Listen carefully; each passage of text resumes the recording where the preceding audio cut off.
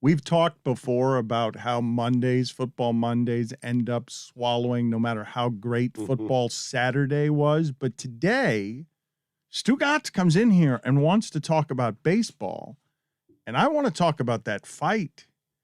So where do I start on this conversation? Because I don't know what you guys are interested in today. We've talked plenty of football already, local hour and Big Suey, but you're all gassed up on baseball last night. It was such a great weekend. You had the NFL, you had Alabama losing, you had the heavyweight championship, as you pointed out. But last night, you had not a good baseball game, a classic postseason baseball game with the Red Sox and the Rays, where there was some controversy late in that game, where in extra innings, excuse me, I have to work out the voice. I'm sorry about that. But in extra innings, $5. Oh, I'm not paying $5 this early in the proceedings. You have to, this early. We have 2 hours already posted. I mean, my voice was so good the first hour. Anyway, you had some controversy last night in that game. Holiday, my apologies, and the Dead are back, and I'm watching concerts again, and I'm staying up late. And you're smoking a lot and doing nothing too. actually. You're addicted to cigarettes. Well, perhaps. We'll see. I don't know. We'll trying see. Some things. Put it on the poll, Guillermo, at Batard Show.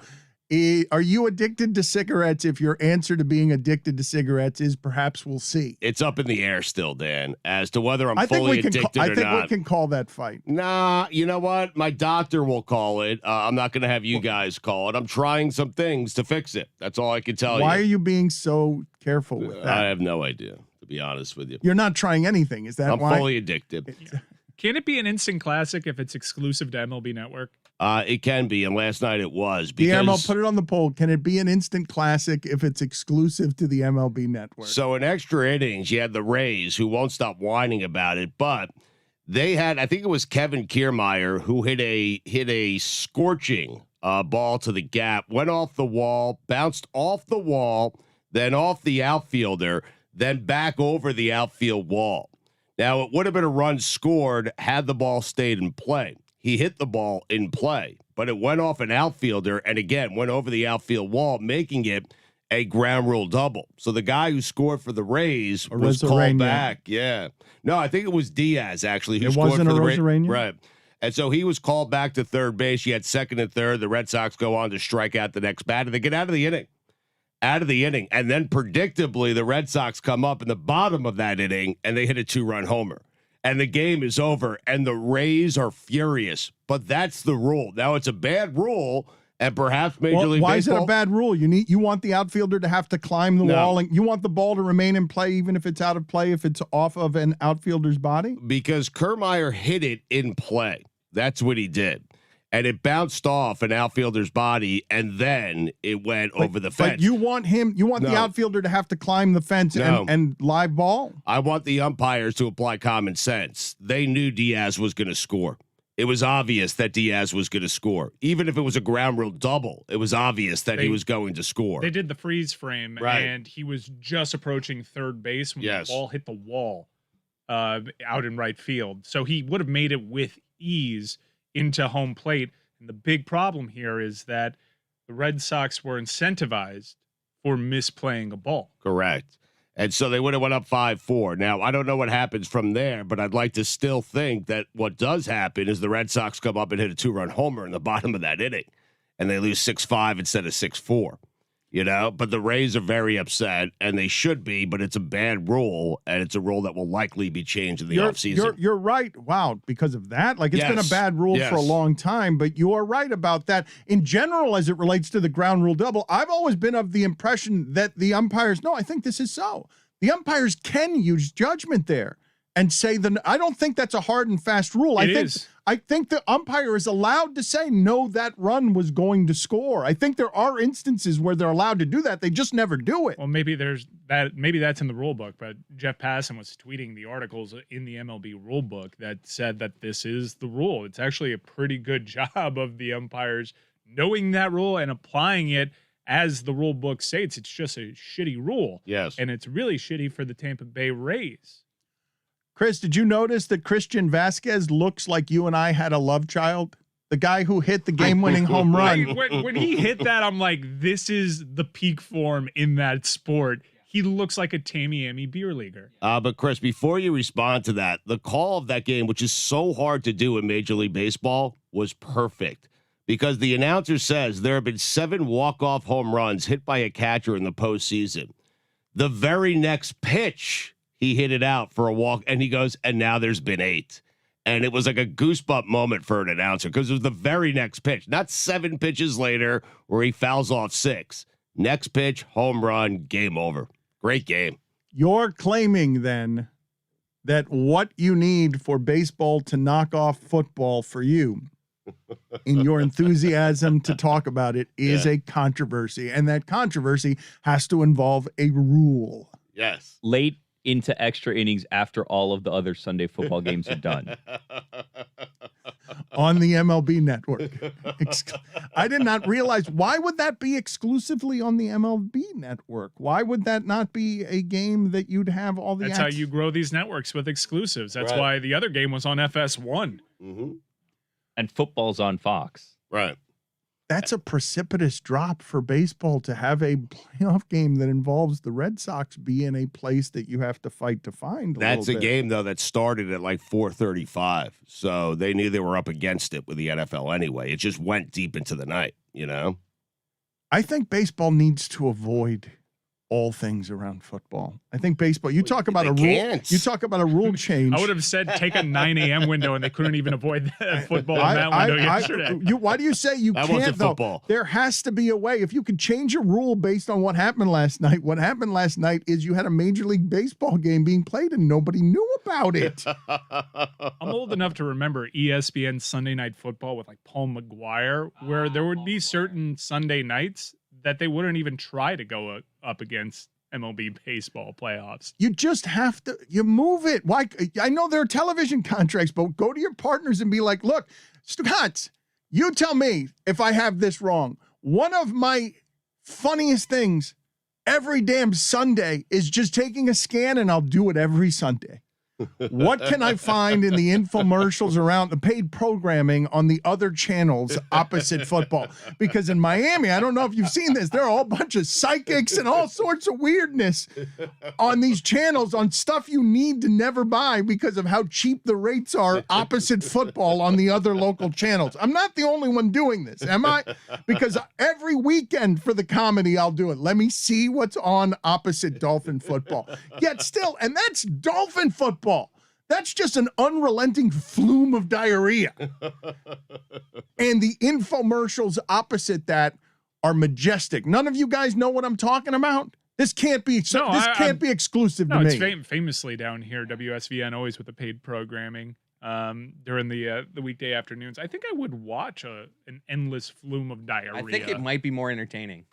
Yeah, I'd be like, surely it has to stop, and no, it kept going. I'd be just put it on the poll. Would you rather watch an endless flume of diarrhea on Sundays instead of the Dolphins? Listen, the amount of times I have almost purchased the medicine that will fix my joints forever, I mean, I can't even explain to you. That's what he means by he's working on a cigarette addiction. He's just watching paid programming. I play the same game as Dan, but sometimes you get caught up and you forget the NFL's on because the doctor is so convincing that this is going to fix me. I will get hypnotized by how awful the paid programming is, and just wonder to myself, who's buying this? Who are they marketing to? How much did this cost?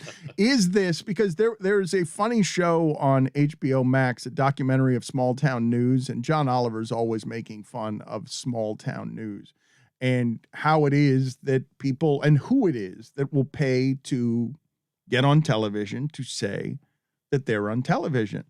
I think outside of 4 o'clock in the morning, I've got to assume that the cheapest rates in advertising are opposite whatever it is. I'm assuming that that's the reason that it's paid programming, is because they all know nobody's watching now. We shouldn't instead of putting on anything, a rerun of anything, we're going to make a few extra $1,000 allowing this psychic on Calle Ocho to come on here and sell the future to gullible people who happen to be watching television. It's a tricky game because you think as the person buying the time, you have the leverage. You're right. You're going up against the NFL. You have all the leverage. But Dan, you know this. there's always a salesperson on the other side convincing you that more people are watching this than they're watching the NFL. I was that salesperson. It's got to be, though. You're selling to people who don't know. They think it's like selling on all the land in South Florida that's underwater already. We just don't know it quite yet. That's happening all over South Florida. If the sea goes up 1 foot, we're in all kinds of a mess in South Florida because of where land has been sold. That is absolutely someone who's selling to a customer who doesn't know that it's opposite football, doesn't know anything about football. And they're like, what do you mean? I could get weekend programming that's not at 4 o'clock in the morning. It's at 1 o'clock or 4 o'clock in the afternoon. That's somebody who wants to be on television and is being sold bad land. Yeah, but paid programming, when I was a little kid, that used to be appointment television. You kidding? The vac seal for the foods, the George Foreman grill, the set it and forget it, the juicer guy. I love those. ShamWow. Stop the Insanity. Stop the Insanity. You remember Stop the Insanity? I still see Stop the Insanity. They're a dynasty. I still see that all over the place, and it's basically exercise for 7 crazy minutes and lose 14 pounds. Here's the one I've been seeing a lot of lately going up against the NFL is Car Shield. It's Car Shield with Chris Berman. Boomer. Seriously. Flex Seal's the winner, though. Oh, yes. You could have a hole in your boat. Yes. Fixed. Yep. Out of a tube, out of just a tube. Saw he put that boat in shark-infested waters. Yeah. That was really dramatic footage. So convincing. I had a pipe leak. I was staying at a cabin in Alabama that was a family cabin, and it was just a rig job of plumbing. And the PVC pipe was cracked, so I couldn't really take any type of shower. So I was like, I'll just Flex Seal it. And I went to Walmart, which is a big deal in Gulf Shores, Alabama, and I got a whole bunch of Flex Seal. And I apparently you're supposed to wait after you do it, because I just saw from the commercials they made it seem seamless. So I spray it. I'm talking about, I emptied 2 cans in this pipe, and I'm like underneath this cabin, and I'm like, all right, Cynthia, turn it on. Water spews water immediately out of where I Flex Sealed directly onto my face with all the Flex Seal on it. So I have my eyelids Flex Sealed together. Oh no! And I'm just pulling all this. Oh gunk no! Yeah. What a terrible place for that to end up. Yeah, because I can't just run water because the pipes aren't working, and it won't go through anyway. Precisely. Well, I, as someone that survived the tail, I'm a little skeptical of the commercials. Did you call Poison Control? I did that when I had an experience with a similar product that may have been the exact same product, but I don't want to say the name for legal purposes. Called Poison Control. I had a inflatable couch, and it had a hole in it. So I went and I said, you know what? I can buy a new inflatable couch for like $24.99, or I could fix this for $9.99 or whatever the can of the product, Flex Seal, the product was costing. And then I shook it and I went to spray and nothing came out. So I did the thing where you're like an idiot and I'm like, what's happening here? And I sprayed and then I took a whiff in and I was like, oh! And it was probably just fumes, but I called Poison Control nonetheless just to make sure that I wasn't going to die, because it was called Poison Control or it was go to the emergency room. So I started with Poison Control, and I got to be honest with you, they didn't convince me that I shouldn't go to the emergency room, but I said, let's live dangerously. Let's try to save that copay and not go to the ER. And I lived. Here I am today. Did you have the same experience that I had? You had that experience too? When Mike told his story, I was thinking right before he told that story, I was thinking to ask Chris, can you please look up for us the warning label on Flex Seal? Because I didn't want to get it on my hands. That is something, if you're telling me that I can make boats that would otherwise sink stay floating in the water with Flex Seal, then that is something I need to be very careful about getting anywhere on my body. But when Mike just told the story, that I'm like, that's the worst place to get it on the body. If I'm afraid he is tearing at his eyes trying to get the Flex Seal out, and if this thing I was like Wayne Knight in Jurassic Park after the Dilophosaurus stand. Just go, what you're describing is horrifying. How? But Flex Seal didn't even seal your eyes shut in a way that that caused blindness. No, it didn't cause blindness. I don't know if I was quick enough because I got my eyes closed. It didn't go in the eyeball. It just sealed the eyelids. Mike, so I had to would pick have all been that gunk out of the so Sharks got in though. I would have sharks got in. I would have been so scared, Mike, if that had happened to me. I would have gone into a complete panic because did it get into my eyeballs? Flex Seal seems like a horrible thing to have anywhere near your eyes. No, I went to an adjacent, it's my grandfather's cabin, and my grandfather-in-law's cabin, and he won't sell. It's this old busted cabin that if he would just sell, would probably rake in so much money for that family, but he just refuses. And so all the surrounding area has been developed, and there's just like this eyesore of a cabin around like a condo building and a Hooters. And so I just storm into this Hooters because it's the only place that I could find running water that I know they won't turn me away, with like one eye open and just pawing at my eyelids to try to find any running water with any sort of pressure so I could wash the Flex Seal out of my face. I don't think you're properly articulating how scared you were, because the story you're describing, while at once uproariously funny, because this is a universal truth, right? A friend getting sprayed when he doesn't know it in the face with water is always funny. Without dilution that is never not funny. The harder the stream, the better. I'm with you on that.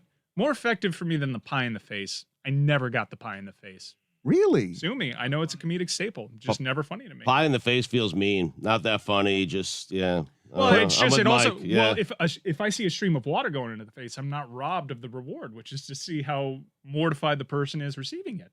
But a pie in the face, I don't get to see all that. It's left to my imagination. Why would the sight gag block the payoff? I don't get it. Mike Ryan has just stumbled upon something. Guillermo, put this on the poll, please, because you are talking about a first ballot comedy Hall of Famer, the pie in the face. Really? I mean, it's like slipping on a banana peel. It's some of the original. I guess you're right. Yeah. Just in terms of fame, I'm not talking about it in terms of funny. I'm just saying that it is a cliche. But I am willing to say right now the controversial statement of a first ballot Hall of Famer, not merely overrated, a stream of water to the face of your friend is funnier. So put it on the poll, Guillermo. What's funnier? Pie to the face.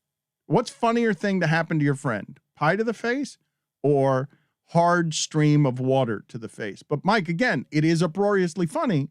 But how scared were you? Because I would simply I panicked. I panic ran into a Hooters. What did they think? They've seen a lot of wild things at the Hooters in Gulf Shores, Alabama. A dude like running in because of his eyes being Flex Sealed together. It didn't really even make the top 10 of craziest things I saw that weekend in Gulf Shores. Did anyone offer to help? I mean, they didn't turn me away, which was helping enough. They would have thought you were crazy because what are you explaining? I've got Flex Seal in my eyes. If you're in such a panic, you're telling everybody, correct? No. The important thing is when you're in this situation is to stay calm and not let them see you sweat. So when you walk into the Hooters, you're just like casually, maybe glance at a menu real quick with all this gunk on your face. I'm able to open my left eye about a quarter of the way through. Just act like it's totally normal. I think I just like tapped like the desk over a check-in, and I was just like, "Hey, you got any bathrooms here? Which way is it? How many yards exactly? Do I need any sharp turns? Cool. I'm just gonna go over there."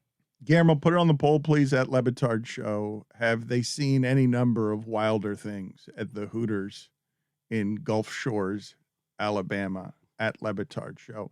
Stugotz, did the fight transfix you? Did Tyson Fury, a heavyweight championship fight that matters and is good, still can make boxing, no matter how dead you think it is, feel like it's the top of American sports? And those two dudes, thunderclaps for hands, the way Tyson Fury ended Deontay Wilder. You know that I love boxing. Wilder is more of a puncher.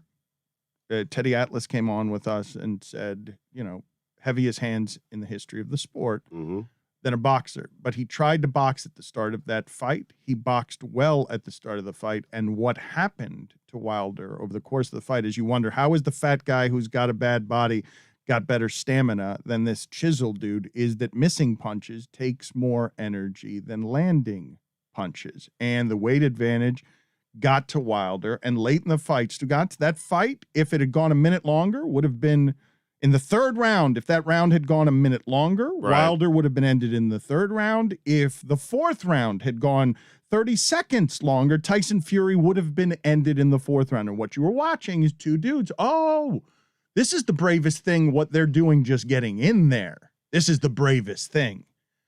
And, both of them are tough.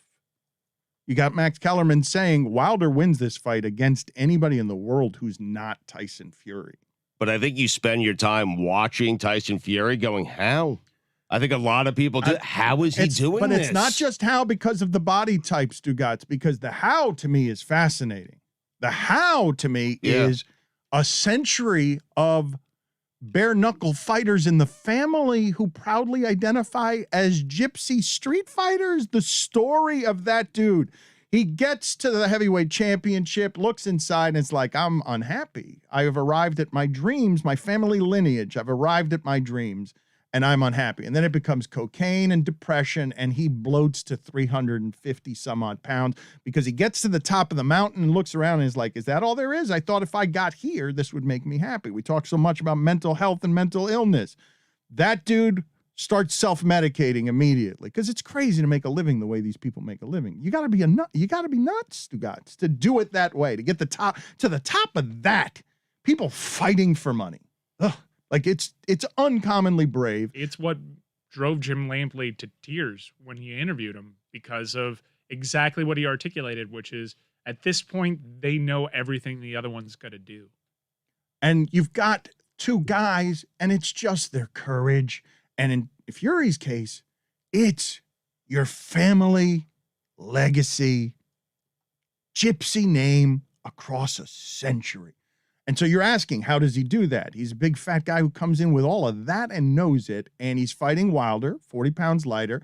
And he knows the entire fight, one time this hits me wrong. And 100 years of my family fighting gets embarrassed. One time this hits me wrong. But Wilder kept missing. And he's just not as skilled a fighter as Tyson Fury. He's not as... It's which I think is shocking to many people. No, just based off if you of haven't looks. watched if you haven't watched the first couple of fights, I think people continue to underestimate Tyson Fury as a boxer. He's an incredible boxer. Stugotz, he's awkward too, though. So it's okay for you to be confused by that, but it's been proven over 3 fights. Fury's better at that. Yes, and that's not an indictment on the biggest puncher we've ever seen. But what I wanted. Max Kellerman is better nowhere than he is there. Max Kellerman got on television at like 14 years old on cable television in New York doing like a boxing show. I don't know. It's ridiculous. I don't know how old he was, but that's his best place. And I don't know that there's better than Andre Ward, Lennox Lewis, and Max Kellerman doing any broadcast just about anywhere than those guys on boxing. And that was a majestic night to have a majestic team talking to you about what it is that you were watching. It's my favorite sport to write about because of just how human. How many of you would just be scared making a speech? How many of you would just be scared standing on a football field of 100,000 people at midfield, just standing there, not having to fight another human being for money, just standing there and speaking for 1 minute? Knowing that the world is watching, knowing that there are celebrities all around you, right around you at ringside, because this is a big event night, and this is what heavyweight fighting has done best. Going back to Ali, Stugotz, like just it is magic on the best nights, and that everyone watching all over the world knows, oh, these two are animals. These two, none of us would ever want to fight either one of these human beings. And you saw how tired and resilient Wilder was. And then Fury ends him with a thunderclap. Just and it's like, oh, that's as well as we do that sport. The two giants who can end you at any point, who also, both of them do not like each other. And on top of that, both of them respect that the other one, Bill Parcells, the way he talks about this is fascinating because the football coaches love boxing. And they talk about all sorts of famous stories in boxing of a curtain separating two fighters and famous fighters realizing and hearing something on the other side of the curtain. Oh, that guy was in the same unbelievably tired, I've got no more place than I was, but he just had 5 more seconds of something. He was as scared as I was. Right. He was like you saw on Wilder after the 4th round, Stugotz. He knocked Fury down twice. And you saw, oh, he doesn't have much left. And he fought for 7 rounds against that gypsy freak. It was amazing. Unfortunately, in that sport, it's all we have, right? Is there anything else past that fight? And I'm not certain if we're... With the Joshua loss, I was just saying in here, I think they should just fight again. Because that fight was really good. Right. They're evenly matched. I think Wilder's got the best shot at beating him. I don't think they're evenly matched. Maybe these fights are just going to... They're not evenly matched. You think Fury's that much better? Wilder has... that no one else has to go up against Tyson Fury right now is he's got the power and he's displayed it with kill shots that should have killed him. I still have no idea how Tyson Fury popped up a couple of fights ago. He's got a puncher's chance is what you're saying. Yeah, that's a cliche. Yeah, and but he does. In that 4th round, I thought Wilder was finally going to do it. So I think he's got the best shot. I want to see them fight again. Maybe this is the old, like, a 4-match rope-a-dope where he's just finally going to wear Tyson Fury down with these kill shots, and one of them's finally going to do it. I think it's getting proven more and more with every round that they fight that Fury is too much for him. And the thing that you're talking about in the first fight, it was a left, and Mike is so right. It looked like Fury would be sleeping for a month as soon as it hit him, and it's not like...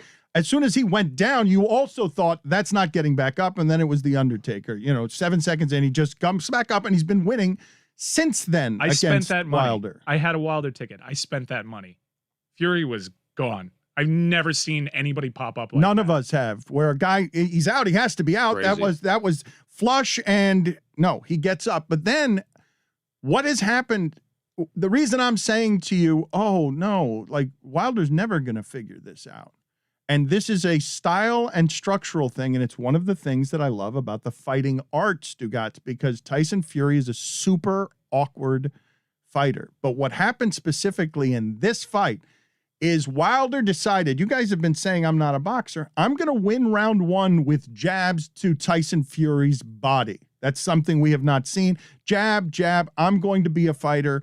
Jab, jab, lower body. Fury had nothing for it. Wilder clearly wins round 1. But as he gets tired of boxing, of the missed punches, that again, I'll say it again, it fatigues you more than the connected punches. What does he do when he's tired? I got a headhunt. I need 1 shot, and you're not beating 100 years of fighting gypsy.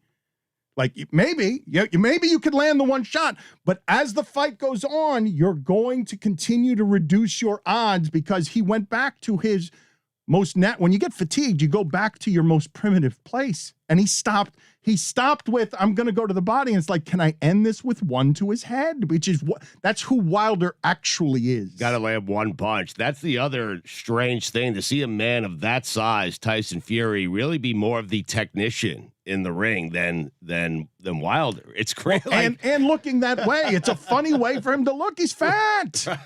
Right. He's got 40 pounds of fat. It's just blubber around his waist. Like if we were picking that fight throughout time, just stand them next to each other. You don't know anything else. Everyone's picking Wilder. Right. But this is Brad Pitt's character in the Guy Ritchie movie. This is such a round, periwinkle, fight your fart. It's really Rocky when you think about it. I mean, I'm sorry to go back to that movie. You're not sorry. No, but do you remember? You're not sorry. You're not sorry. Do you remember the second fight against Clubber Lang where Rocky's strategy was to make him miss, make him miss, make him miss, make him miss, and make him miss some more? Why? Because it wore out Clubber Lang, and then Rocky came in for the kill late in that match. You remember it, Dan? I mean, he's taking a page out of Rocco's book. How about that? all I got. Yeah. Yeah. It's all you have. It's on all you boxing. ever have. Second match against Clubber. What about Usyk? Is that how you pronounce his name? The guy that beat Joshua. What about Jake Paul? How about him? Fury Paul. That's gonna happen. Biggest fight ever? It's gonna happen. Perhaps. Just Tommy Fury. It'll fool a lot of people, that poster. Joshua ruined it, Mike. Joshua he lost to Ruiz.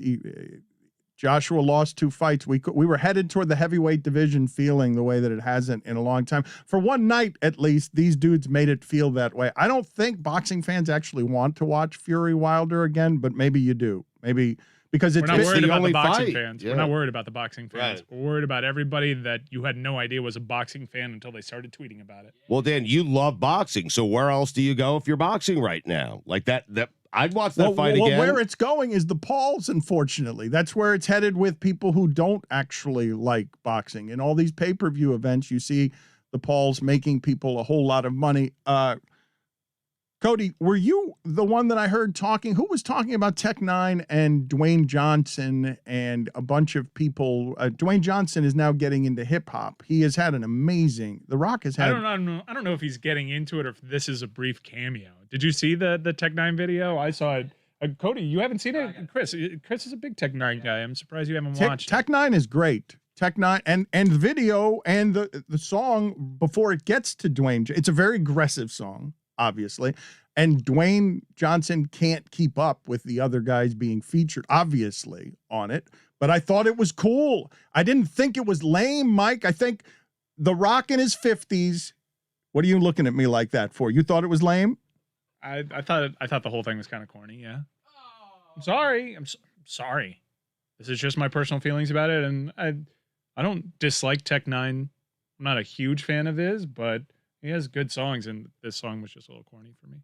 I'm sorry. I'm the only. I think you and I are the only ones that have watched it. Everyone else. Literally watching it right now. Why do you keep apologizing, though? I mean, you're entitled to your opinion. Rock's a fellow Golden Cane. I don't want to be taking shots. You should be doing more to help this program, honestly. But I don't think that it is as lame as it could have been given The Rock at 50. Mike, this is hard to do. The Rock at 50 making his way into hip hop. Now, I do understand that the Super Bowl halftime show is Dr. Dre and Snoop Dogg, and all of your favorite rappers are actually 50. So are all your favorite action stars, actually. yeah, I heard The Rock's probably likely getting back into wrestling too for WrestleMania. Got to get one big PR pop before the XFL gets back in a season in 2022. I marvel at, in basketball, whatever it is that you view as cool. LeBron James has 100 million Instagram followers.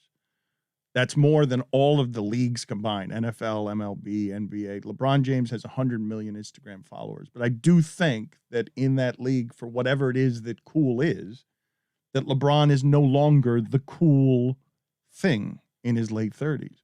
Dwayne Johnson has managed, Stugotz, to not be lame for 30 goddamn years. Yeah. Going into hip hop, going into the movies, making some bad movies, making some bad choices, still likable.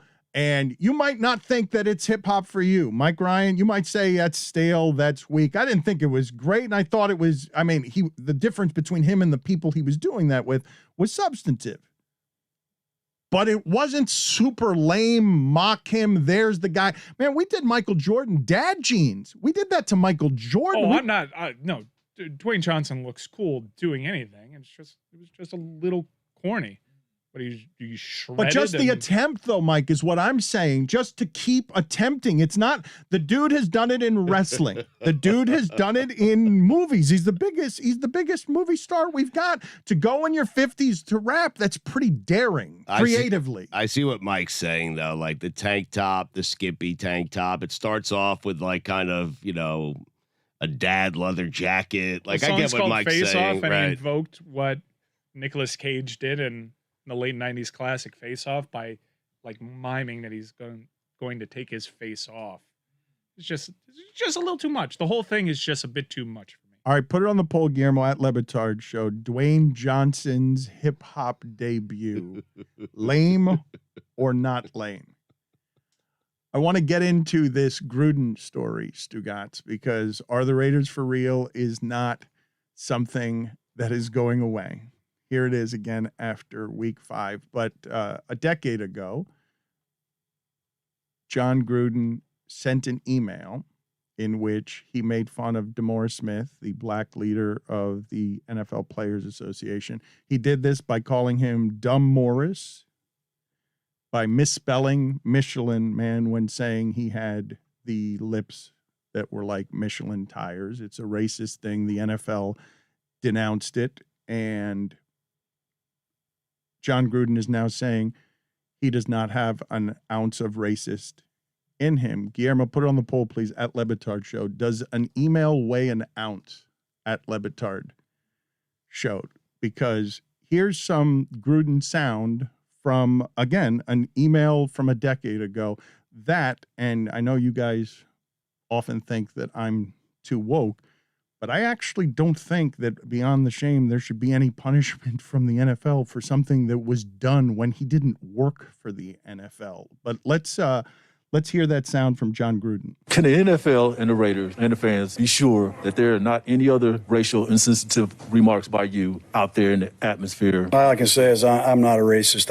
I can't tell you how sick I am. I apologize again to D. Smith, but I feel good about who I am and what I've done my entire life. I apologize for the insensitive remarks. I had no racial intentions with those remarks at all. But yes, they can. I'm not like that at all, but I apologize. I don't want to keep addressing it. He has no choice. That's not up to John Gruden as to whether or not he keeps addressing it. He's going to, people are going to keep asking him about it, and he didn't answer the question. And I thought it was a fair question. Hey, to your knowledge, is there anything else out there? Because he went out of his way to point out that he also went after Roger Goodell within that same email. And so that's not up to Gruden when this story goes away. You created the story. We're going to keep asking you about it. I mean, that's, I guess, tough for him to answer, because if he was asked, hey, are there any racist emails out there? If you asked him that 2 weeks ago, he would have been like, nah, man, I'm clean. I'm not a racist bone in this body, man. I'm good. Was there anybody more upset at the lightning delay than John Gruden last night? Because now NBC has to fill. And you got Tirico asking Tony Dungy questions now on primetime television for an audience that wants their football. Well, damn it, man, I can't catch him. I have a racist bone in my body. That is a bad situation to be in. Well, back me up, Tony. Come on. Tony. Tirico, man, I know he's Italian sometimes, but it's hard to tell. Back me up, too. It was a good day for old Johnny Boy. What did Tony Dungy say in the hour of He Phil? didn't back him up. No, he did back him up. He was like, he was critical as well, Mike. He was critical, but Tony Dungy, I mean, John Gruden owes Tony Dungy a thank you, because he's like, I think he says that it's not racial. I have to believe him. You don't have to, but I think that's Tony Dungy just goes about his life believing everybody. He likes to see the best in people. It's a really nice way. And he's like, I think we should move on. John Gruden gave a fist bump there, because Tony Dungy and Mike Tirico could have made that really bad for John Gruden. Yes, Dungy could, but this is the place where some of all of they could have done what Randy Moss did, who was moved to tears. It was really captivating stuff on ESPN's pregame coverage, and he extrapolated not just this situation. He's like, I'm supposed to trust you in the locker room. You asked me to sacrifice, and you have this in your past. Do you think that of me? He was moved to tears from it. John Gruden, with a national audience tuning into a big game that's all of a sudden seeing NBC have to fill. Yeah, Tony Dungy did him a solid, I thought. I think that the worst part of all of that for Gruden is how that lands with people like Randy Moss, some of whom play in his locker room. Like, that's in that sport where what you're asking of your men is you make your $10 million salary off of what it is that they do for a living, which is really hard. You saw yesterday, throat contusion over here, the goal line, people, that's just a crazy place. Yes, it is. That popped out yesterday watching football. He was ultra violent. Daniel Jones can't walk. Line. Daniel Jones is trying to get that yard. What you're watching on Sundays, okay? And I think of this every time it's on the goal line, because it's just such a weird celebration of getting an inch and then guys dance in the end zone and these 3 and 4 plays to get that inch, Stugotz, on the goal line where there's no space and you got all these bodies, 350 pounds, training in a gym all week to make, their bodies crazy menace machines. Daniel Jones tries to score and you see him walk off the field and he can't walk. The place is nuts. What's happening there? You're asking those dudes to play for you for accountability, to be tougher, and this lands in that locker room. I think it's worse than the public shame. I think it's worse than however it is that John Gruden feels that about landing on DeMaurice Smith or black people in general. I think it's worse than being thought of as a racist anywhere else other than that one place where they're paying you that money to do that to those bodies, and that's what's in your past. I think that that's enough to me. The NFL doesn't need, the NFL came out and made a big show of how appalling it is, and they put their quotes on things. This is the easy places to do it when it comes to racism. It's really easy to put in your end zones, end racism, and grab an email from 10 years ago that he may or may not have known, and maybe he did know or didn't know. I don't really care. It's just stupid racial conversations, right? Like it's the dumbest ones that are easiest for the league to say, we don't do that. That and the N-word, it's just dumb. But John Gruden has to walk into work and know that he did that to Randy Moss and people who feel. And now that's difficult. And he could cite the whole body of work of who it is that he is. But no, man, you made fun of DeMaurice Smith's looks and his intellect and his lips. And maybe you didn't know that was a racist thing to say, but you did have that in you. You're telling us you don't, that was in you and you sent it, whether you knew how it landed or not. And you've made all your money off of black people. Hard to fathom he didn't know. And you say that he shouldn't be suspended, and perhaps he won't be suspended because your reasoning was he wasn't coaching in the league. But he was on the biggest platform that any media partner had to offer in Monday Night Football. And you're partners with the league and Roger Goodell and the owners and the players. You're partnering with the whole, and DeMaurice Smith. That was 3 Monday Night Football broadcast teams ago, though. If anyone suspends him, it's ESPN retroactively. They talked about this at length yesterday during that weather delay. Not sure there's anything that can be done here outside of what Tony Dungy outlined. Not legally. Really, the reason the NFL can come out that strong, Stugotz, with statements that have their name on it is because it's all they can do. Maybe the Raiders can do something internally for this to fall under personal conduct 10 years after the fact. It's kind of a reach, right? Maybe the Raiders can just do like a public statement. You can do it. Like if you want to do an unpopular legal maneuver, because I don't think that you can actually punish someone for something that was done. I mean, you've hired him and given him money without this. He was not working for the league then, no matter what you're saying, Stugotz, is correct, right? I think most people listening to this are probably saying to themselves, if they want John Gruden punished, yes, you can. But I'm here to tell you that I don't think you can do that legally that's not going to stick. But if you want to make a show of it or keep making a show of you actually care about this. Isn't this an easy place to make a show? You're going to fail, but you can suspend him. Not really in terms of ease. What would have been an easy place in terms of shows if he did it this week, because then you know exactly what the parameters are, and he would be suspended and he would be fined by the league. But it's super complicated that it happened a decade ago. Super.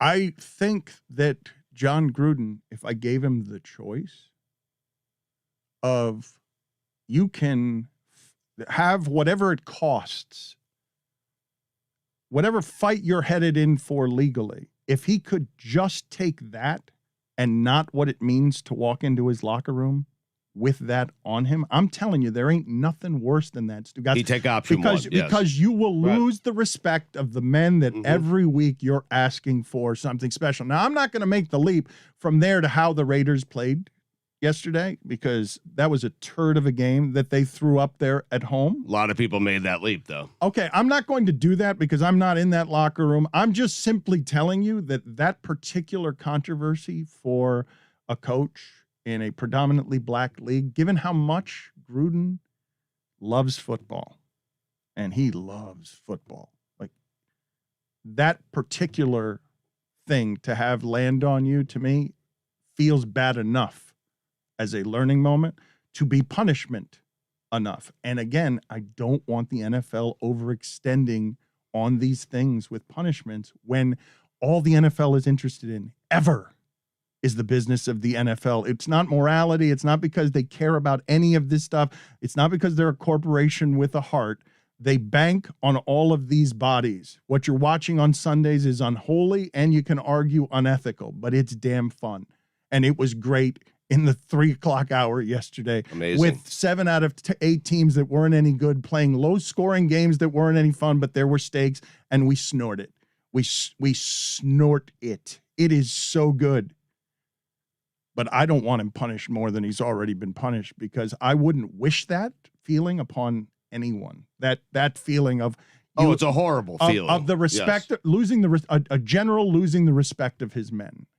I hate playing the what if game with such a serious topic, but what if there are more emails? What if there are more racially insensitive topics or comments made by John Gruden over the years? Like, what if them? What do you do if you're the Raiders, NFL? Let's just not assume that. I mean, I can entertain the hypothetical if you. I don't know what that is. I don't know.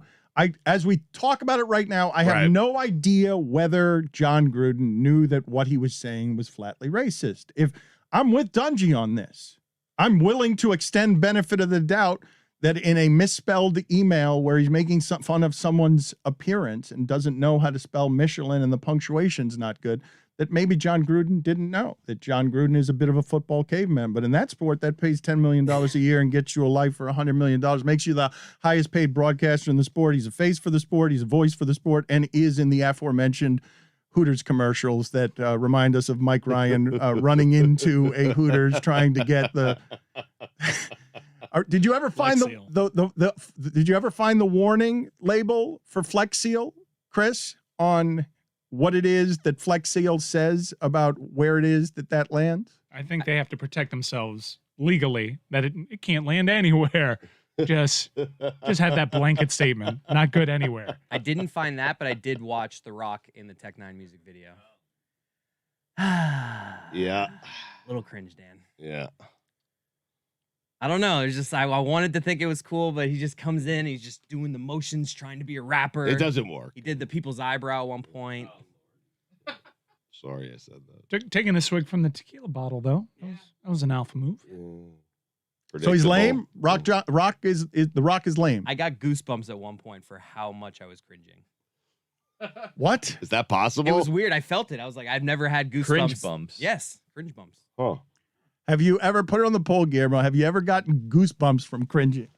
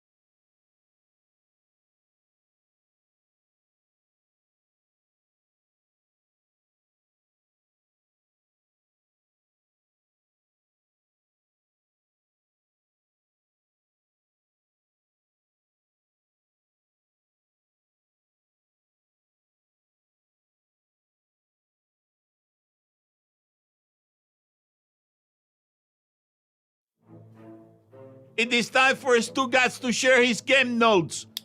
No one in the media will tell you what happened better than my boy Stu. Weekend observations brought to you by X-Chair. Your body and your work deserve the best office chair in the world. Trade up to X-Chair at xchairdlb.com. Dan, we made fun of him for 4 weeks, and I suspect we will do so again. But for now, after going 15 of 25 for 253 yards, 2 touchdowns, 0 interceptions, and a quarterback rating of 120.9, leading the Steelers to a big 27-19 win over the Broncos, Dan, at least for now, Ben Roethlisberger is back. At least for now is not normally something you throw in there. You are, even you. The qualifier. Even you and know better than to take anything from yesterday other than we'll resume laughing next week. Big Ben. Speaking of back, chaos, and college football. Sports spent the entire weekend blowtorching me in the face. Seriously, leave me alone. A lot of good stuff, yeah. 5 days later, one of the biggest sports weekends of the year, and still the most jarring thing from the sports weekend is that Geno Smith is still playing quarterback in the NFL. That was Thursday. Put it on the poll, 5 Guillermo. days later. Is Thursday the weekend? Put it on the poll. Kind of is, right?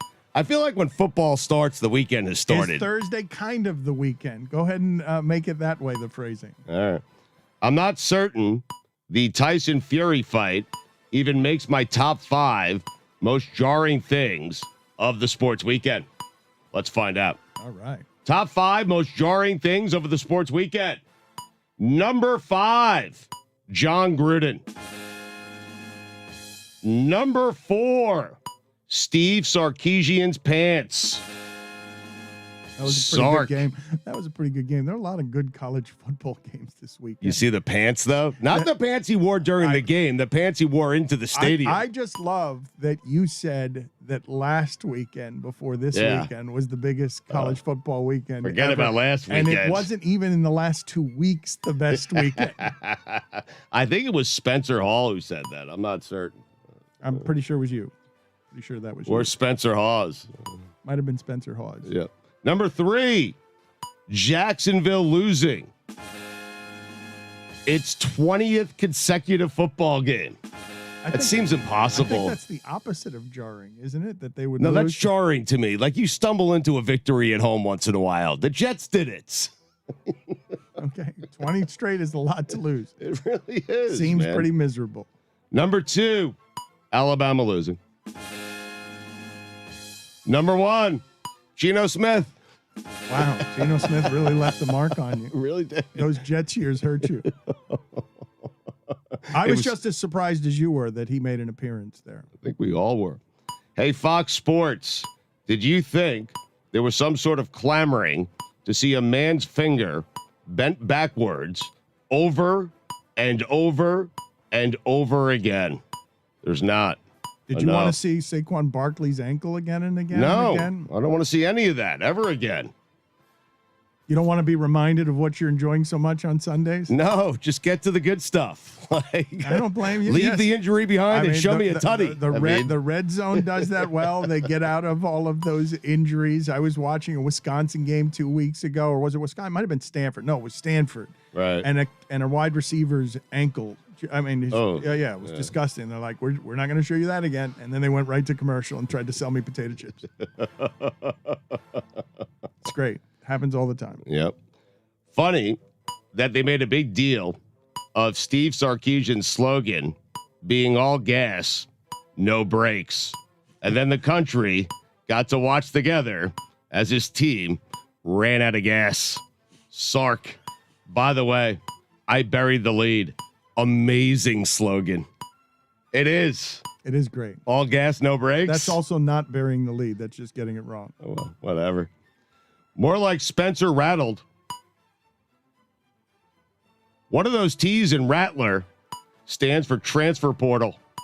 Ole Miss Home powder blues, best uniforms in college football. Is that right? Oh, yeah. Those things are nice. Mike, do you like those uniforms? Nicest in college football, though? It's a real peach. Put it on the poll, please. Powder blue Mississippi uniforms, the best in college football, yes or no? Texas, Oklahoma. Dan, 38-20 Texas in the first half. 35-10 Oklahoma in the second half. You know what the Texas-Oklahoma game was, Dan? A tale of two halves. Bingo. The Red River rivalry.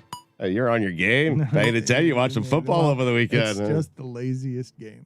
I just have to find where the laziest jokes are. Matt Corral is pretty good. Do you have any idea where I'm going here? He's pretty good. But? Except when he plays Alabama. It's an easy game, man. Yes. To just rip people after a sports weekend, yes, is always just, it's your game. You've profited off of this game more than most people. Mississippi, Arkansas. Couple meaningless 50 burgers. Cutting it up. It was so good. Why would you say meaningless? I mean, it meant nothing. But it was Those so teams were good. exposed the week before. I couldn't take them seriously. But it was so good. It was so fun. But they got blitzed by Bama and Georgia the week before. Okay, and Iowa and Penn State played this weekend. And what are you expecting from them? At least give me scoring. Which would you prefer? You tell me. Iowa and Penn State in the top 5 or that game? A little Big Ten defensive struggle. I mean... You tell me, which one do you think America prefers? I'm not certain, to be honest with you. I mean, I think the younger demographic prefers the Mississippi game. I think my dad loved that Iowa game. I love that Iowa game. You guys realize how much different college football is going to look in a few years when the SEC is just running everything and nobody's going to Penn State and Iowa anymore? If, like me, you had Mississippi and Texas, you know what you had? A couple of bad beats cutting it up. I call it a bad beat salad. It was brutal. I had a brutal Saturday. You had Texas. Wow. You had that one hurts. You had Texas. Oh, Texas hurt. And Mississippi hurt. Because Mississippi was -5 and they gave up that touchdown to Arkansas, who drove the length of the field running the football, I'm pretty certain. Then Arkansas went for 2.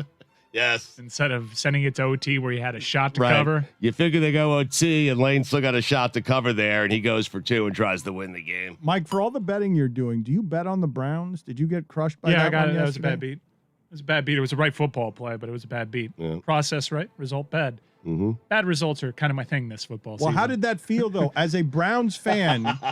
Struggling, man. Been a bad season for me. As a Browns fan, how did that feel at the end where your bet's not going to cash, but you realize that you had to allow that touchdown in order to be in that game, that they were just going to kneel it out until a field goal and you were going to lose? I won't get mad at the right football play in that situation. Like Arkansas, it was a right decision, I felt. It was just a terrible play. Penn State, blah, blah, blah. James Franklin, blah, blah, blah. Boise State, you caught a break playing in Provo during daylight hours. Play that game at night, and you lose by 4 touchdowns. And there's a pretty good chance a couple of kids don't make it home to Boise. Iowa fans rushing the field, amateur hour. Amazing to me how an Iowa-Penn State game today looks exactly like an Iowa-Penn State game from 1985. That's the problem. It's not, though.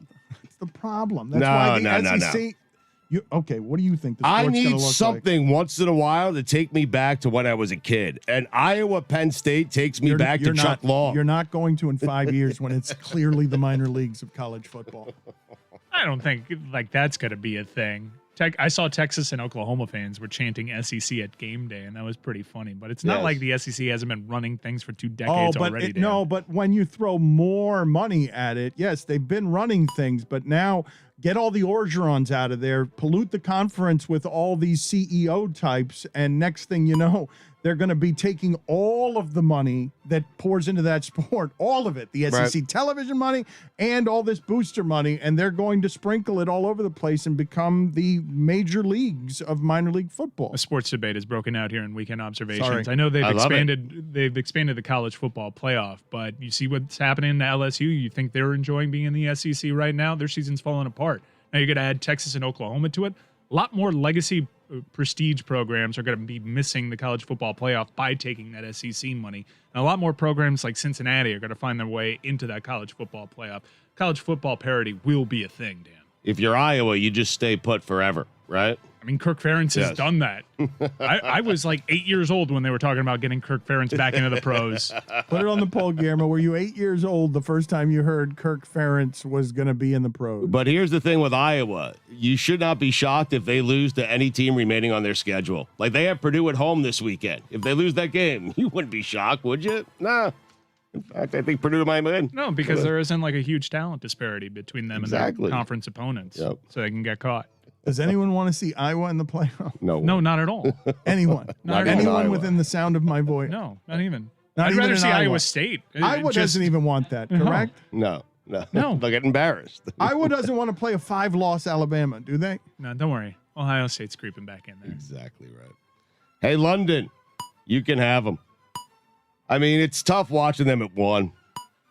It's difficult watching them at 4. It is unbearable to watch that team at 9:30 in the morning. They ruin your Sunday, right? Oh my I mean, God. it's one thing to ruin your Sunday once you've already gotten breakfast or had your morning, but to ruin your Sunday before Sunday started. It was ruined, but then that witching hour rolled around. Yes, it saves everything. Witching hour for the ages. But Mike, there's So no good. Ridley and there's no Gage, and everyone knows they're going to go to Kyle Pitts 1,000 times, except the Jets.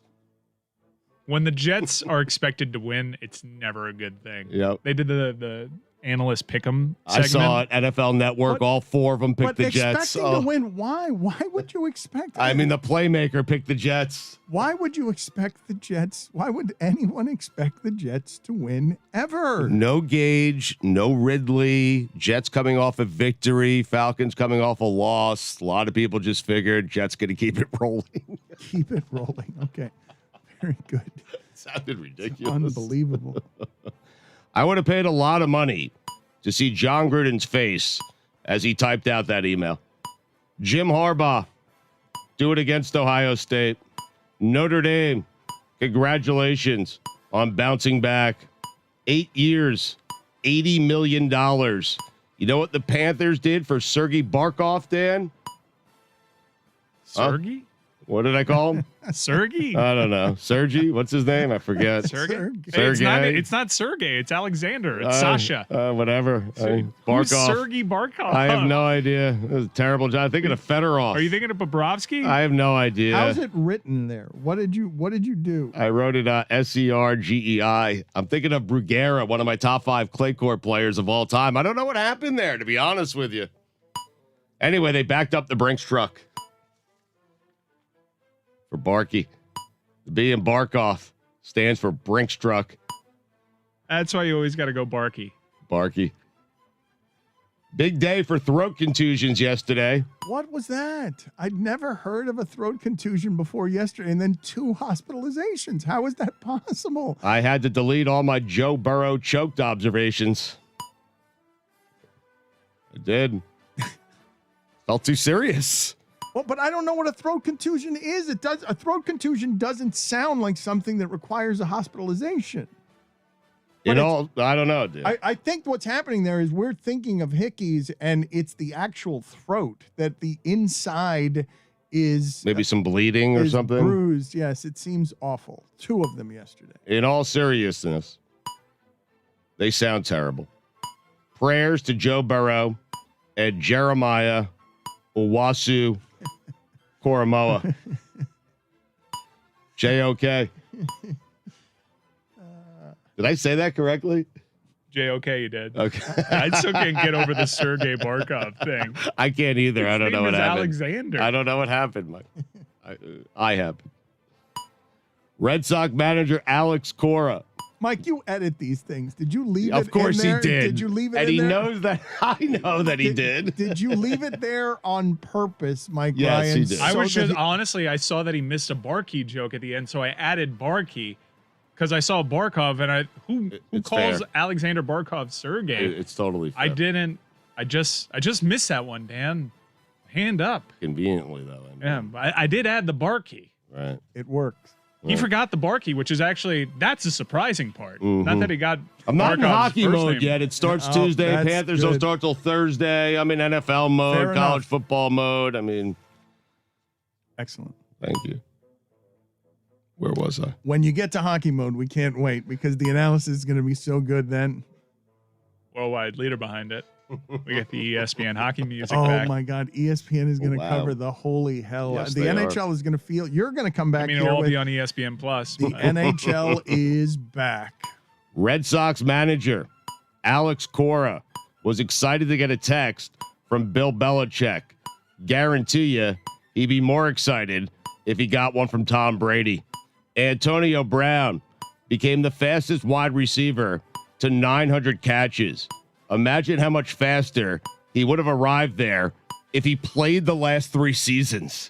And Jesus, guy's good. Yeah, thank you. You got it. Vikings, congratulations on winning ugly. Packers, congratulations on not only eking one out, but doing what you had to do. How about that? Rare where you accomplish that in one game. Hate saying this. Is it? Yes, it I is. feel like that's. More- You eke one often out, than you do not. what you had to do. I mean, think- More often than not. I think Yeah. they're the if same. you're eking thing. one out, you're probably a favorite, find right? some more examples. Is it- Underdogs can't really eke one out. I think that if you eke one out, you are doing what you have to do in every situation. Like Are you? I think it's an absolute that if you did what had to be done, if Right. you eke one out, those things are synonyms. What do you think they are? You think they're opposites? I mean, tomato, tomato. Did the Vikings eke one out and do what they had to do yesterday? When you eke one out, you've always done what you have to do. No?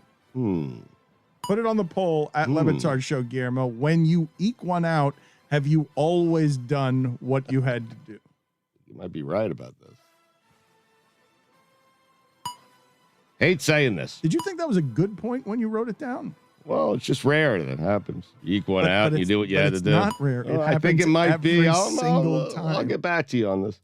Hate saying this, but Saquon Barkley is yet another reminder of why you don't draft running backs in the first round. Do you hate saying it? I do. Do you? I really don't feel like hate you hearing do. it. Because you keep saying it and you keep saying it again and again as if it's I like an like it. amazing point I that you mean, want it is. everyone I mean, to what are make. you doing taking a running back in the first I round? They get hurt a but lot. do It's a you hate dangerous to- position. But do you hate to I say don't it? hate saying it. I love reminding you that I was right. That's the way you do it. It's in camouflage. It's wearing a costume. Tavon Austin is a Jaguar. Sam Darnold, please. Mason Crosby, the only one that matters is the last one. The only thing on TV you can count on to be great every single week is the witching hour. The Giants lost Barkley, Daniel Jones, and Kenny Golladay in one game. You know what they quickly became, Dan? They became a mash unit. That a boy. Meanwhile, with all this going on, everything swirling around him, Tom Brady has 15 touchdowns and 2 interceptions, and the Bucs are 4-1. It defies logic. Speaking of defying logic, the H in Derrick Henry stands for how the hell are you supposed to stop that man? Speaking of hell, Art Briles. Dan, those are the weekend observations. Do you have any good stats over there from football yesterday, Stugotz? Because I saw a stat going into yesterday that Derrick Henry had more yards after contact than Chubb had. Not after contact. That he's leading the league in rushing, another 130 yards On the season or yesterday? Because Chubb balled out yesterday. No, going into yesterday, Derrick Henry had more rushing yards after contact than any. I'm assuming Chubb was second in. I'm assuming, I haven't looked, but I assume that Chubb was second in the league in rushing, and that basically the league's leading rusher, Derrick Henry, I assumed was making more yards after contact than any other running back in the league was making, period. But you had some stats you were reading to me before the show started today that you liked from football yesterday. I have one on the Chiefs defense and one on Justin Herbert. Which one would you like first? Go ahead, both of them. Okay, this is courtesy of Hembo at Paul Hembo on Twitter. How bad is the Chiefs defense? On a per play basis, the most prolific offense in NFL history is the 2000 Rams. They average 7 yards per play. The 2021 Chiefs are allowing 7.1 yards per play.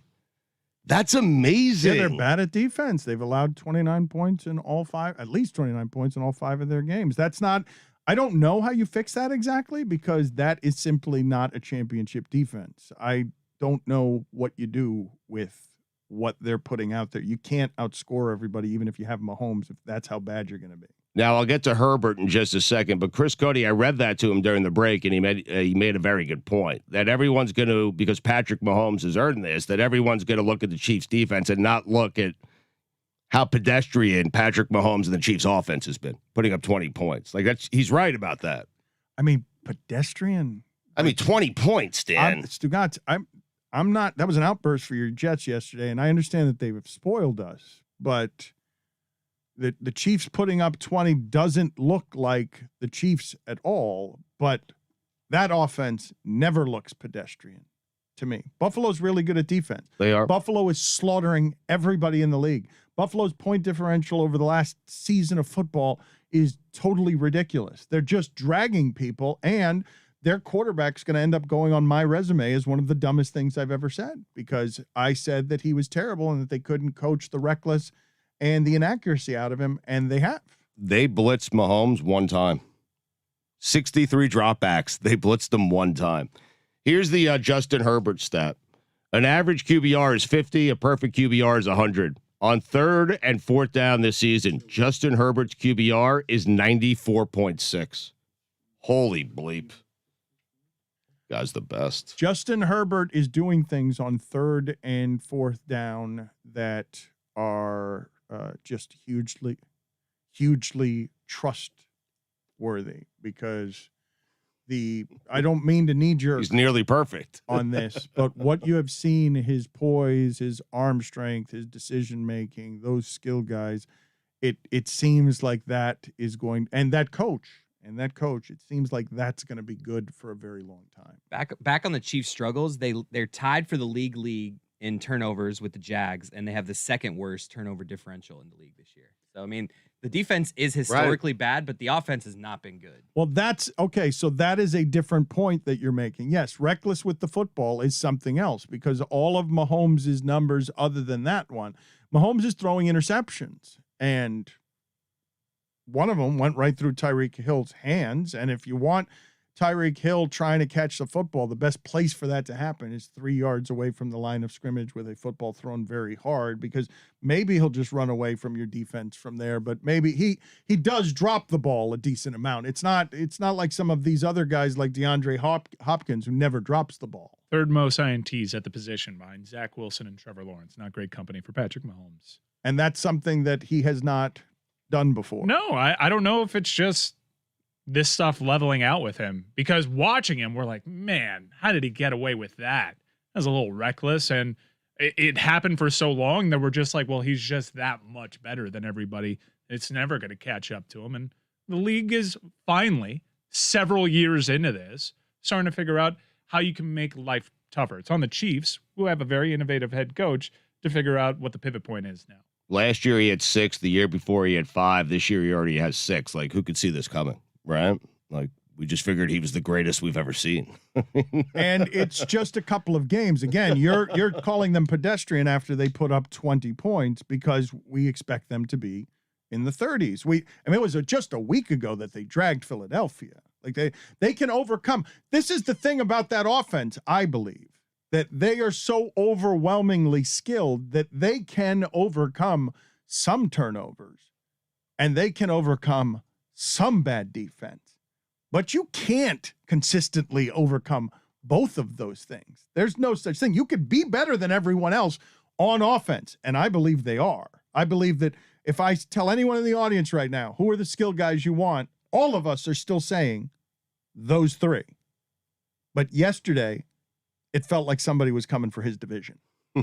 That's what yesterday felt like because of Justin Herbert and what he did against an injured Brown team that has been very good at defense. And they can make it up, especially they're 2 games back now of the Chargers.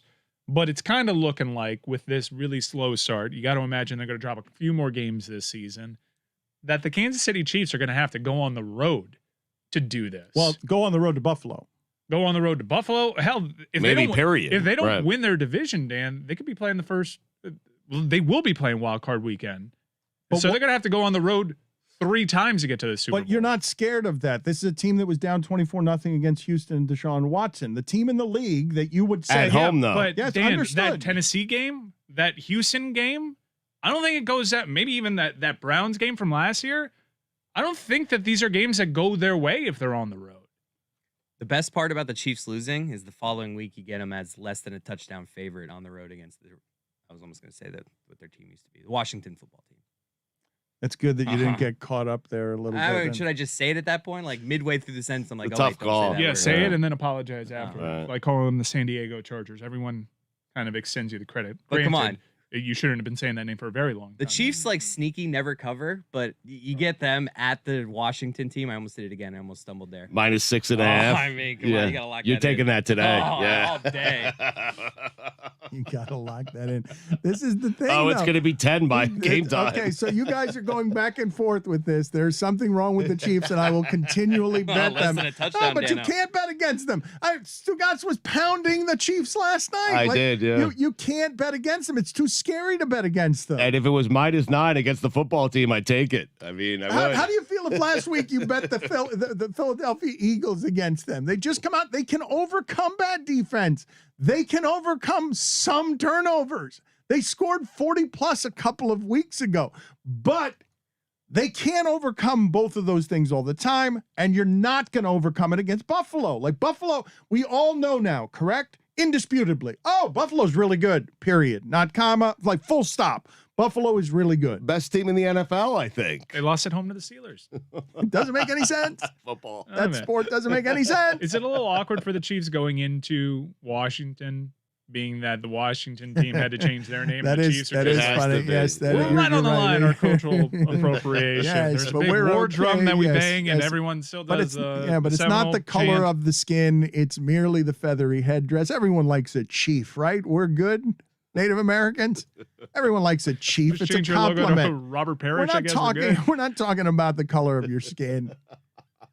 Yes, that is a little bit awkward when they both show up at the party and one of them's ashamed and the other one's just in regal royal headgear. They have an arrowhead on their helmets. Is this okay? I guess so. Yeah. Maybe in 20 years, no. Yes. But for now, yeah, SOL football team. So you think in 20 years we're gonna have a wrestling? We're gonna have. First of all, I want everyone to marvel. You think these big corporations are prepared for any eventuality, and they're run by smart people. I want you to to notice that team had that controversy around their name for almost the entire time I've been alive. And they were so unprepared, or maybe so arrogant, just never assumed that the name would change. It's probably I think arrogant. Snyder had it as his basketball court. He just would not want to give people that, but then he was surrounded by controversy, Dan. They were so arrogant about knowing, well, I'm an owner, I'm a billionaire, nobody's going to tell me what to do. He was strident about publicly saying, I am never changing this name. No one can get me to do it. They were so unprepared for that they played an entire season as the Washington football team, which is one of the single most absurd things I've ever seen in my life. And then they got like beat to some domain names and stuff. So I'm not totally sure that they haven't named whatever. They're leaving as one of the options that they might just keep it as the Washington football team. And it's just because they've been stripped naked unprepared. It's not because they like that. They just had no answer for, what do you mean you're taking our name? There's Now no what do we do? domains left? No, everybody swept through and grabbed all the domain names. They just weren't in any way. This tells you all you need to know about Washington football. It's not a sewage pipe breaking in their arena. It's not 20 years of stupidity. It's not Daniel Snyder being one of the worst buffoons in the history of ownership. It's that they had no idea that it was in any way possible that they would be named something else. They had a lead on Brady in the fourth quarter in the playoffs last year. It was the toughest quarterback. He went through Breeze, Rodgers, and Mahomes, and the biggest battle he got was from the Green Lizard. Make no mistake that if they didn't have that culture controversy and all the sexual harassment that they were dealing with there in the workplace, They still wouldn't have changed it? No, they'd still be the Skins. Absolutely. Snyder was just like in a bad PR state, and he needed to give somebody a win. And I don't.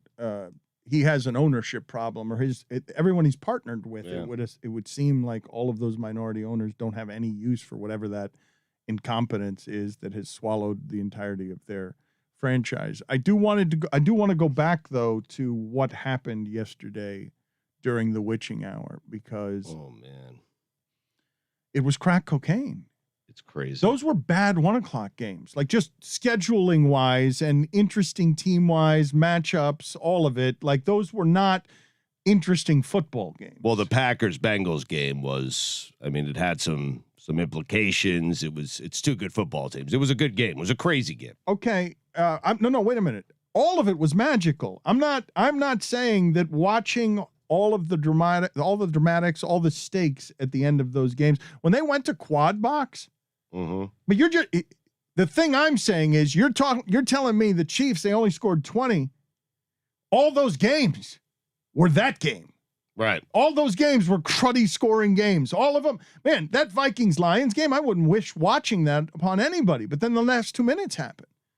And the last 2 minutes are insane. And next thing you know, you got that bear of a man, that man bear, weeping because the Lions keep losing in these unbelievably heartbreaking fashions. Like, I don't think... You knew that was going to happen too, right, Dan? After he went for two? After he went for two and everyone was celebrating it, and you just knew that they were still going to lose. Because they're the Lions. Because they're the Lions. Yes. You get trapped in that spot. You know it as a Jets fan. I know it as a Browns fan. You know it when you see it. Right. They're trapped in this. There's no getting out.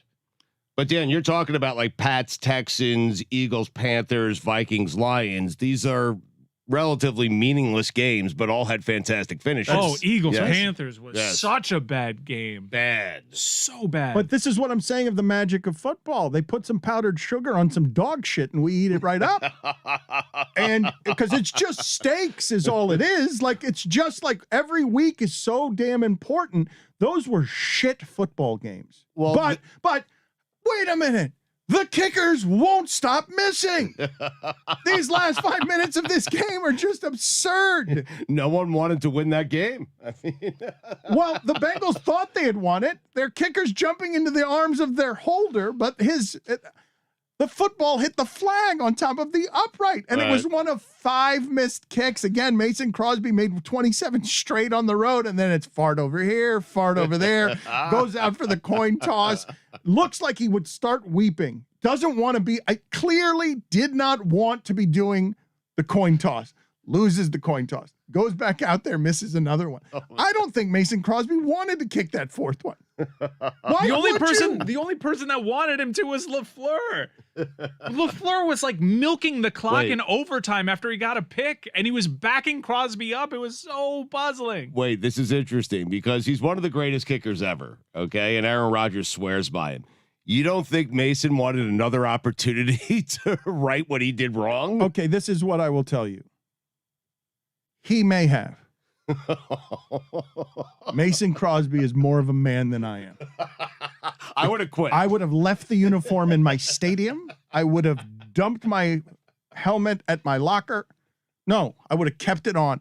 I would have walked all the way home, and I would have never played football again. That's just when he made you go out there and be captain for overtime, right? I might have done that after the second miss. I don't want to do this anymore. What a horrible position that is. This is what I'm telling you about what these people do for a living. This is what I'm telling you. After I missed the second one, I would be like, I don't want to do this anymore. Ever. ever. Coach, listen to me. Coach, listen to me. You guys pay me too much. I know it seems like an easy job all the other time. Nobody hits me. I make millions of dollars. But I don't want this. I don't want all of these people mad at me. Not today, Coach. Now, never again, Coach. Am I alone in this, Billy? You've got to have some of this in you. That if you were Mason Crosby and I give you 3 missed kicks, does Billy Gill want to go back out there? 3 missed kicks in 5 football minutes or 10 football minutes. Do you want to kick the 4th one for the winner? 3 chances, Billy, to win the game. No, I know. I got it. Yeah. No. But, I mean, they did him no favors. Score a touchdown if you're Aaron Rodgers. You know what? Score a touchdown. Right. Do your job. Stop putting it on Mason's leg. Mason doesn't have it today. Mm-hmm. And he already won us a game. Pick your team up, Yes. Aaron. Yep. Let me go win him again. Well, wait a minute, Stugotz. Oh, yeah. He kept putting it on Mason's leg. I know he did. What do you think that was? You know what it was until it wasn't. Until it was again. And then it wasn't. And then it was. He was hoping. Do you think Aaron Rodgers was hoping he would miss another kick? Honestly. Because of the tanking accusations of you and Stugotz? Maybe tanking. We're not sure. Yeah. I'm trying to think of what in my life I do as well as Mason Crosby Nothing. kicks field goals. My point is that this is what he does. So I feel like there's got to be something in my life, like Stugotz, smoking heaters. If you smoked 3 bad heaters in a row, but we were like, go downstairs, smoke a heater, I feel like you'd be confident in doing that. I'd have a 4th, yes. Do you think Mason Crosby thinks that he does anything better in life than kicking? I feel like Mason Crosby, if you get down to him and you're like, how do you want to be remembered? He wouldn't be like, I'm a good kicker. He'd say like, I'm really good at, pottery or something. Or makes a mean mac and cheese. Yeah. Mason Crosby probably does make a mean mac and cheese. Put it on the poll, Guillermo. Does Mason Crosby probably make a mean mac and cheese? No is the answer to your question. There is nothing that Mason Crosby does better than kicking other than perhaps sex. I have it like baked macaroni and cheese, little overdone, overcooked. Really? Because, a little burnt, because that's how you do it if you're good at it, right? In a skillet, too. Back when you wrote, Dan, if you wrote 3 crappy articles in a row, I feel like you were still feeling good going into that 4th one. Yeah, but I didn't do that in front of 100,000 people and teammates that were mad at me. Okay.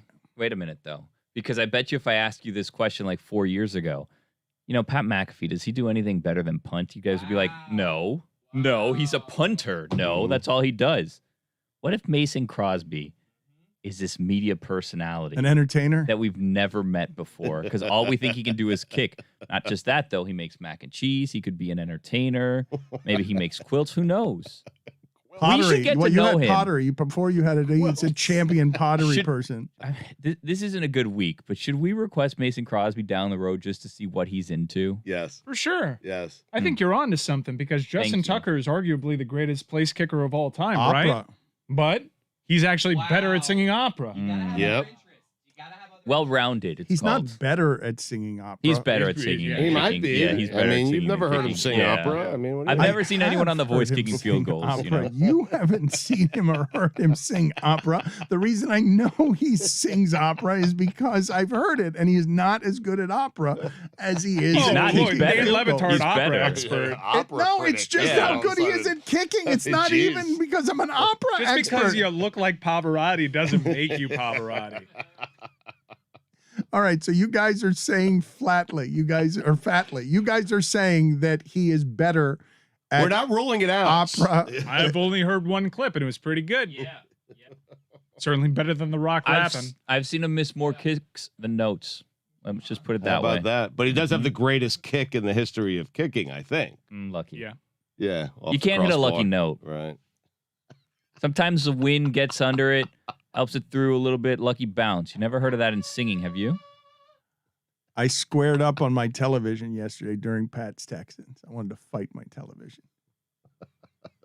3 missed extra points to start that I game. wanted to fight everyone in that game. Imagine having the after Pats another. in a survivor pool.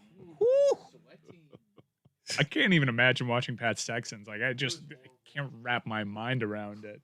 I looked at my phone whenever it would pop up at Red Zone, which wasn't often. I just couldn't.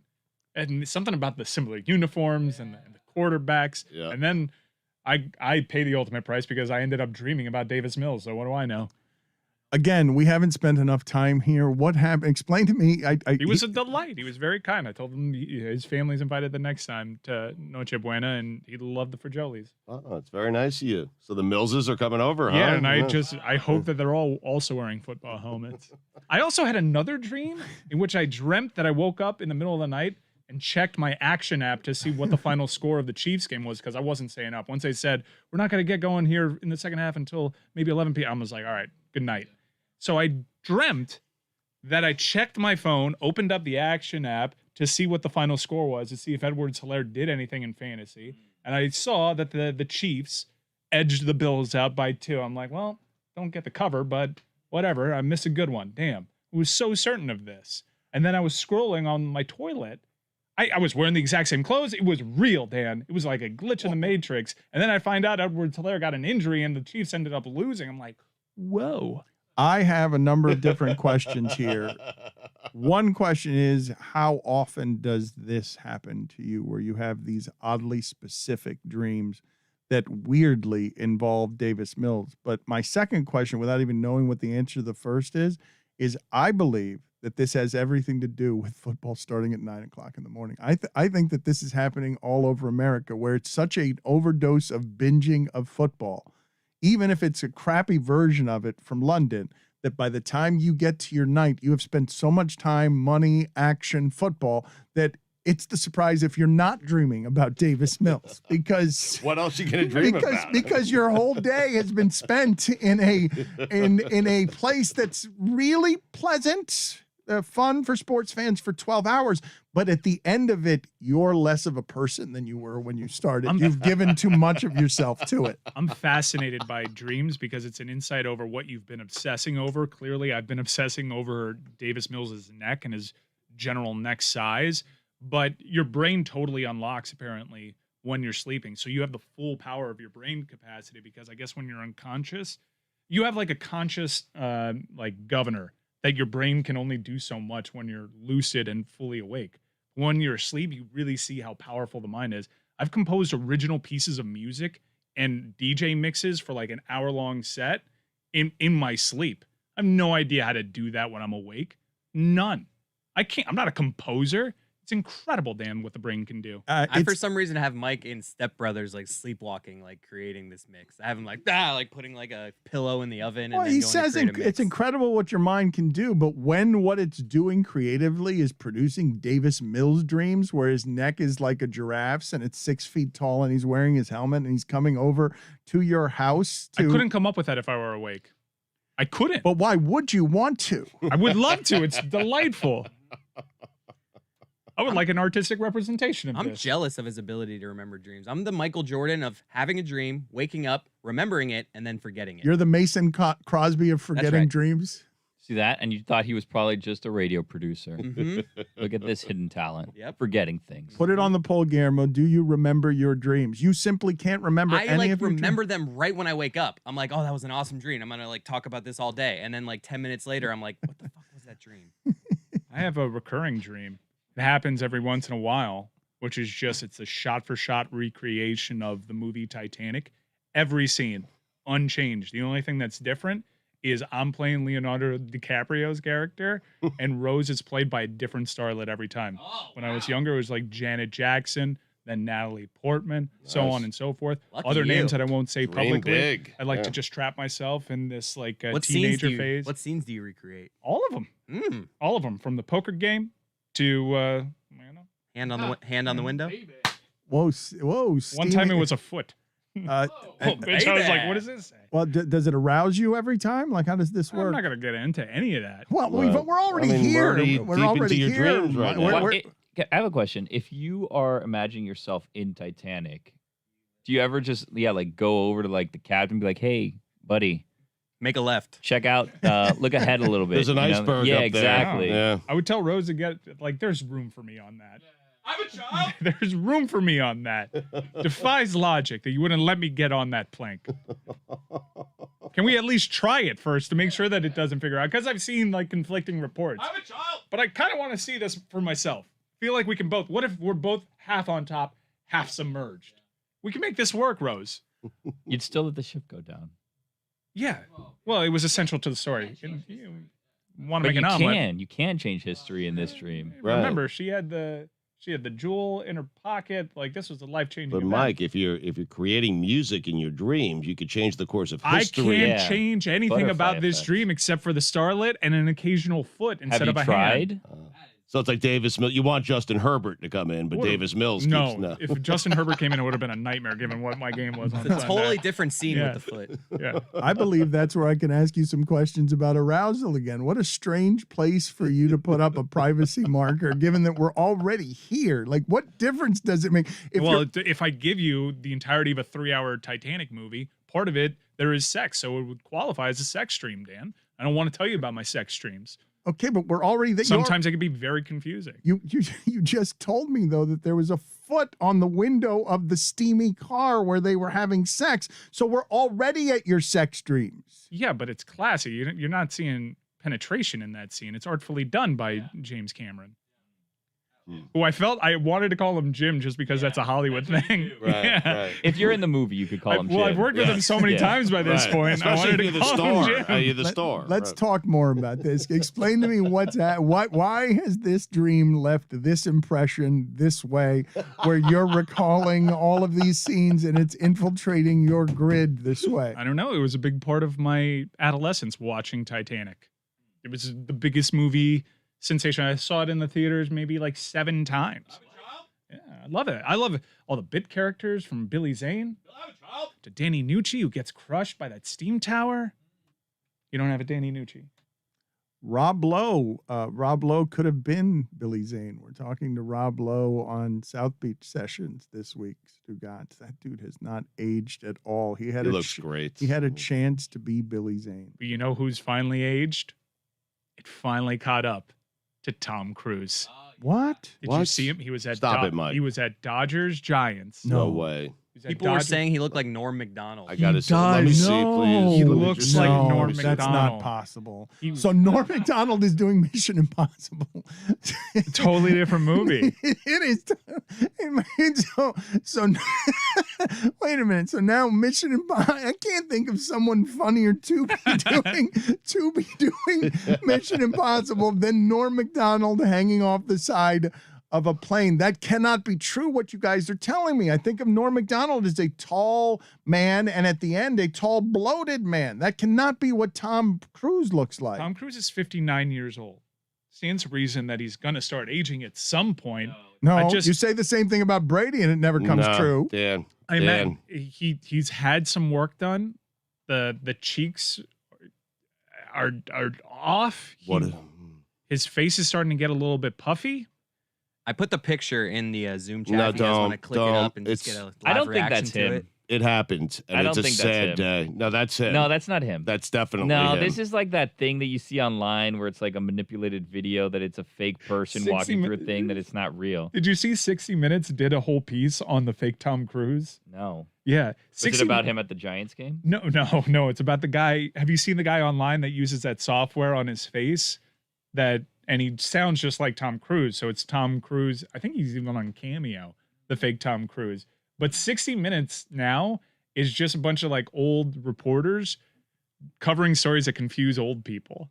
Is it really? Yeah. It's just, how is there someone that looks and sounds and acts like Tom Cruise, but isn't Tom Cruise? How is this real? And it's just like a bewildered reporter in his 70s just being like, I love this. how do you do that? I love $150. You can book not Tom Cruise on Cameo. Well, it is amazing. It's an amazing. I remember when I showed this to Mike because I was the aforementioned fooled old person who didn't understand how this could be. I like 2 things here. One, I want to explore more about the idea that 60 Minutes, the greatest journalism television show, one of the greatest television shows of all time, is now just 70-year-old reporters being confused by the internet.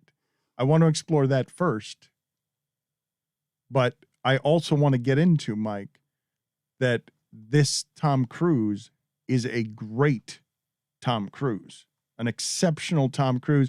And I believe if indeed Tom Cruise, the real one, now looks like Norm Macdonald, whatever they're doing to this Tom Cruise, They could have a movie for 50 more years of Mission Impossible if they're capable of recreating what this guy does. As long as he doesn't move his face too quickly, I think they can do it.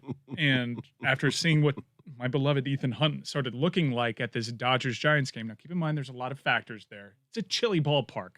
You get that. That's not him. That's not him. I'm really. That's a big find. Oh wow, man, that's $250. Ever since the fine bucket came in play, like you've really been cranking up the value of the fines. I have. I put $5 in there earlier. You could borrow 15 if you need it. That's a 5 you put in there. I said $250. I can't believe this has happened to Tom Cruise. I mean, you should see the because you two are old guys that get fooled by the internet. You should have it explained to you guys the world of deep fakes through the eyes of someone that's more of a contemporary. I can't believe what you're saying about 60 Minutes. I don't think that that's possible. Some of our news programs are getting older. You've seen. You think 60 Minutes would be hip? No, not hip, just journalistically sound. Look, there's a big difference, okay, between being hip and the greatest journalism television show of my lifetime being fooled by a Tom Cruise video. 60 Minutes is the congressperson that kept asking the Facebook person, "Are you shutting down Finsta?" Only they do it with a leg cross and a hand on the chin. Like, tell me about Finsta. You didn't answer my question. Well, your question makes absolutely no sense. 60 Minutes. You've lost respect for 60 Minutes now because that CBS Sunday Morning is I consider that the oldest show on television. I also consider it one of the best shows on television. But they're hip. They remain hip. No, not hip. No, I would never call. I would never call that show hip. They pick the best topics, the best angles for their That is topics. not Jane hip. Pauley, one of the all-time It's greats. not hip in any way. You don't disrespect her. Careful, that's a dangerous it's game. more man. artificial hip than hip. Put it on the poll. CBS Sunday Morning I love that show. magazine show. Hip or artificial hip? Jane Pauley's hip. She's hip. You man. can't argue that. She is cool. That show is not cool, but 60 Minutes doesn't get to be old and stale while the CBS Sunday Morning Show, the signature show of the oldest network. And I don't know if it's oldest in terms of time spent being a network. I'm saying CBS smells like a certain film of age. The CBS football show with Cower and Esiason, there should be plastic furniture on that set. It's just old. They're marketing to old people. It's all, Tom Selleck and Magnum PI. It's the whole network is covered in age. Someone mentioned CBS Sunday Morning? Yeah. Mo Rocca's hip. Dare you to tell me Mo Rocca's not hip.